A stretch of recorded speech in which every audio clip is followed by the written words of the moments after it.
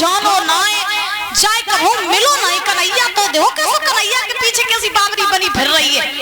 अब तो महाराज रुक्मणी की सहेली रुक्मणी को बहुत समझाती है, लेकिन रुक्मणी की एक बात समझ में नहीं आती है।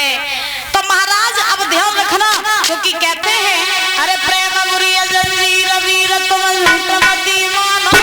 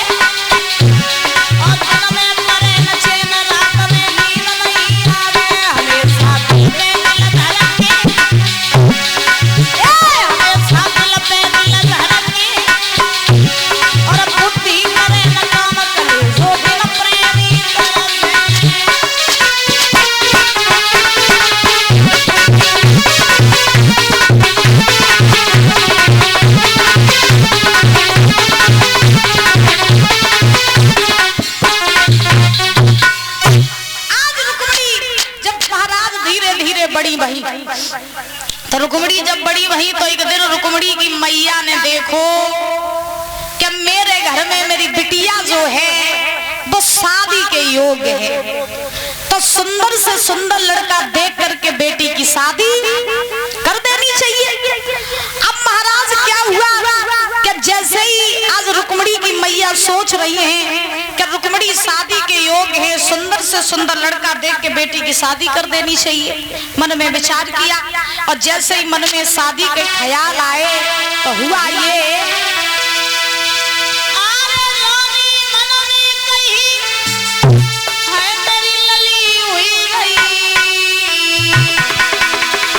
बड़ी मेरी श्यामी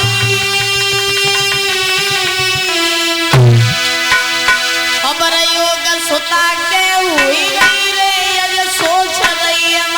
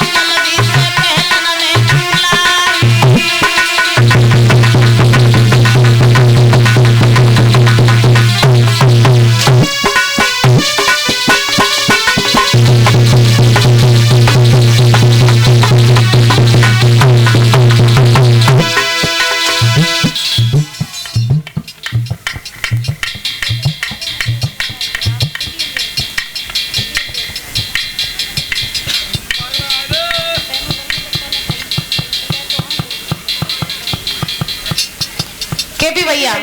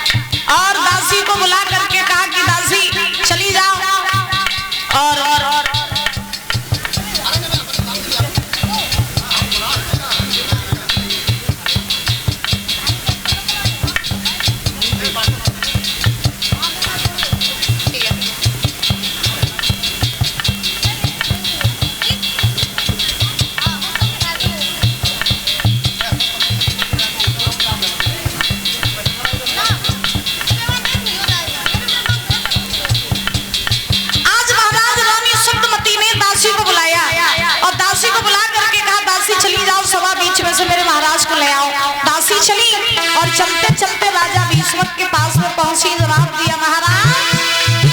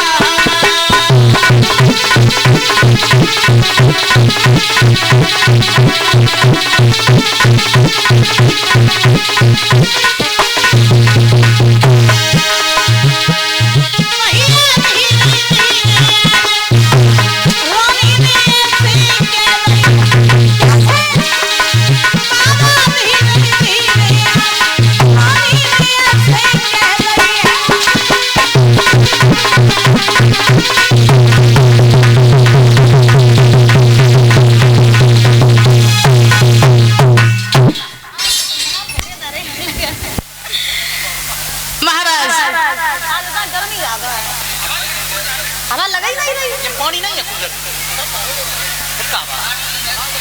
महाराज आज राजा भीष्मक सभा बीच में आए और जैसे ही सभा बीच में से महाराज चले और महलों में आए, रानी शुद्धमती ने आते हो देखो अपने पति के लिए पलंग बिछाए दो, राजा भीष्मक को महाराज पलंग पर बैठाए दो।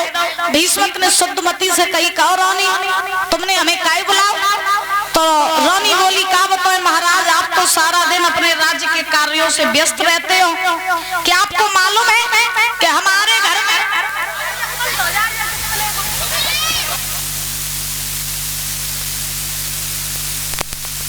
बोली गोविंद भगवान की। आइए ताली बजा करके एक भजन बोलेंगे बड़े भाव से और उसके बाद जो है कथा में प्रवेश करेंगे। सभी लोग बोलेंगे बड़े भाव से, ताली बजा कर क्या बंसी